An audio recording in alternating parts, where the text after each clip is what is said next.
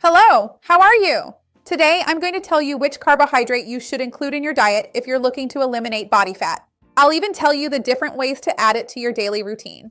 You're going to love this video. It's a carbohydrate that actually helps your body get rid of fat.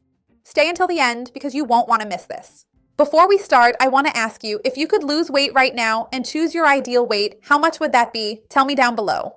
I'd love to see your comment. How old are you? Write it for me. Also, let me know the weight you'd like to be. I'd love to see your comment.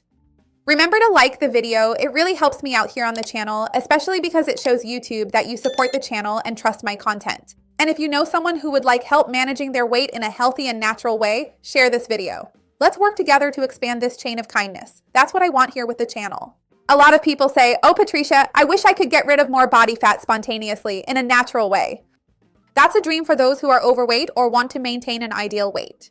But it's important for us to know what the two basic ways are that our body has to eliminate this excess fat from our system. So, it's something that isn't just going to disappear like magic in our bodies. That would be nice for those who are overweight.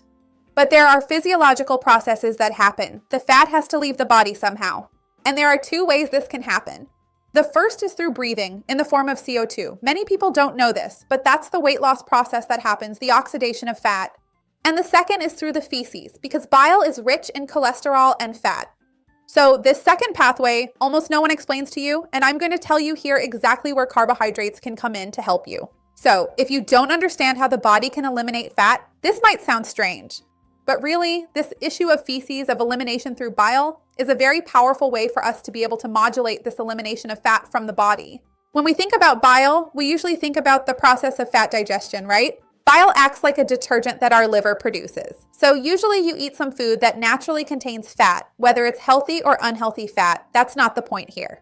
And then the liver produces and releases bile, right? Usually through the liver itself and the gallbladder, bile is released and then it emulsifies this fat. At the end of the intestine, a large part of this bile is reabsorbed and the body reuses this cholesterol.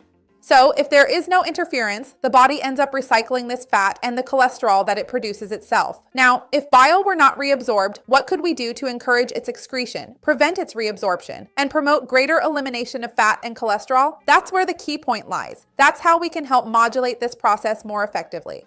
There is a type of carbohydrate that can act directly on this issue of bile, on the excretion of bile, on the excretion of cholesterol, and that is fiber. Fibers, specifically soluble fibers, the more viscous fibers, the fermentable fibers, they are not absorbed, they do not turn into sugar, they do not enter the bloodstream. So, when they reach the intestine, they form a very viscous gel that physically binds to these bile acids and prevents the bile from being reabsorbed, causing cholesterol and fat to be eliminated through the feces. So, it is truly a physicochemical reaction, and in fact, there are cholesterol medications that do exactly this, only in a pharmacological way. Adding the right fiber to your diet can achieve a similar effect in the sense of binding to the structure of cholesterol and excreting it through the feces by using fibers, reducing the reabsorption of fat, reducing the reabsorption of cholesterol, allowing you to achieve this reduction. On top of all that, fiber plays an extremely interesting role in metabolic health, glucose metabolism, the metabolism of carbohydrates that we consume, and even those produced by our own body. That's because this soluble fiber specifically forms a gel. It forms a mucilage. So in several ways, it will help you in this weight loss process. First, when this gel reaches the stomach and already provides a strong feeling of fullness, an early and prolonged satiety, because it takes longer to move from the stomach to the intestine, and from the intestine into the bloodstream. So because of this, you'll end up eating less during the very meal in which you consume the fiber. But since it stays in the stomach for quite a while, at your next meal, you arrive less hungry. Suddenly, you're able to better control your choices and even the amount of food you eat. Now, in fact, looking at the metabolic aspect of what you ate at that moment, since fiber takes longer to empty from the stomach, to move into the intestine, this also causes the contents of that meal, which are together with the fiber, to behave in the same way. So with this, the carbohydrates you ate in that meal will move more slowly and gradually from the stomach to the intestine, and from the intestine into the bloodstream. So you'll have a lower blood glucose spike, and with that, a lower insulin spike. This is fantastic. This is gold when we think about weight loss because it means you'll have less insulin secretion. And when we secrete a lot of insulin many times throughout the day in very large spikes, insulin is an anabolic hormone. What does it do? It takes that glucose that's circulating and stores it in adipose tissue, including in the adipose tissue near the liver, which can lead to fatty liver, which is another health issue. So, on top of everything else, insulin stimulates the accumulation of fat in our bodies. When we manage to regulate this secretion of insulin, we can also regulate this metabolic issue as well. There's also the issue of fiber in the intestine itself in relation to the gut microbiota. Because we know that when these soluble fibers are digested and fermented there, they form butyrate, propionate, and acetate, which are substances that reduce inflammation in the intestine, improve the health of the intestinal mucosa, once again help with insulin sensitivity, improve fat metabolism by the liver, and also influence satiety and appetite control. In a prebiotic way, it greatly helps intestinal health, reduces inflammation, improves blood sugar control, increases satiety, and as a bonus, improves bowel movements. So if you are someone who, when starting the weight loss process, becomes very constipated or has very dry stools, fiber definitely helps a lot. And there are several types of fiber you can consume that have this soluble role, that have this fermentative function in a good way. If we think about it, the first one that comes to mind is psyllium. More and more, we've been talking about psyllium, and that's because it's very practical for us to add in our daily routine. First, because psyllium has no flavor, so it doesn't really affect the taste of your food. So it can be added to juices, smoothies, porridge, fruit salad, beans, whatever you like. The only thing about psyllium is that the dosage is much smaller than with other fibers you might consume. Usually, just 1 teaspoon of psyllium will already have a very positive effect on intestinal health and satiety. And ideally, you should always take that teaspoon and dissolve it in a large glass of water, making sure it has enough liquid to properly form that gel and avoid having the opposite effect, such as causing constipation. Because if the fibers are dry without proper hydration, then the effect is bad. So we always, whenever we increase our fiber intake, have to increase the amount of water as well. Now, if you want other types of foods rich in fiber, you can think of chia, flaxseed, oats, for example, oat bran, wheat bran, because these are interesting sources that you can add to your daily routine. In this case, instead of using a teaspoon, which is what we usually use for psyllium, we use a tablespoon per day.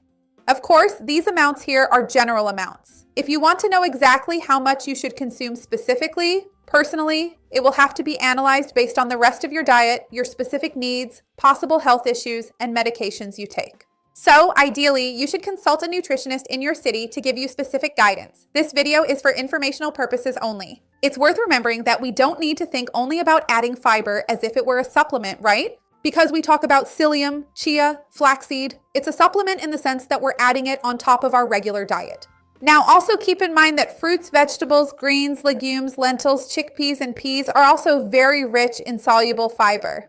So that's a way you can adjust your diet without necessarily having to add an external fiber supplement. Now, if you want to make sure you're getting enough fiber, because we know that ideally we should be consuming between 25 and 35 grams of fiber per day.